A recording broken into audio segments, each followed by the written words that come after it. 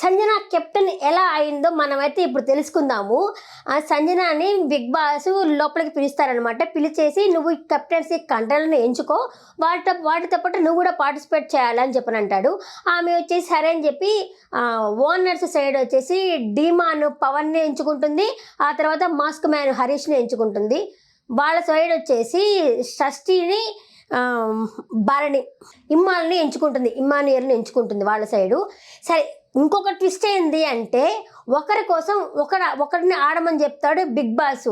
సంజన కూడా పార్టిసిపేట్ చేస్తున్నది కదా, సంజన కోసము శ్రీజ ఆడుతుంది, అలాగే షష్ఠి కోసము రాము ఆడతాడు, డీమాన్ పవన్ కోసము ప్రియ ఆడుతుంది, అలాగే హరీష్ కోసము పవన్ కళ్యాణ్ ఉన్నాడు కదా ఆర్మీ, అతను ఆడతాడు.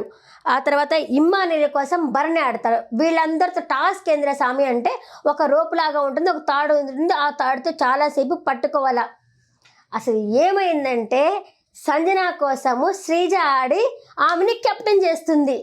నిన్నటి దాకా ఎప్పో నువ్వు సైకో అంటే నీలాంటి వాళ్ళతో నేను మాట్లాడను అంటే అనుకున్న ఇద్దరే ఇప్పుడు ఆమె కోసం ఆడి ఈమెను కెప్టెన్ చేసింది. అదే బిగ్ బాస్లో ఉన్న ట్విస్ట్ అంటే వాళ్ళిద్దరిని కలిపేటట్టు చేశాడు బిగ్ బాస్.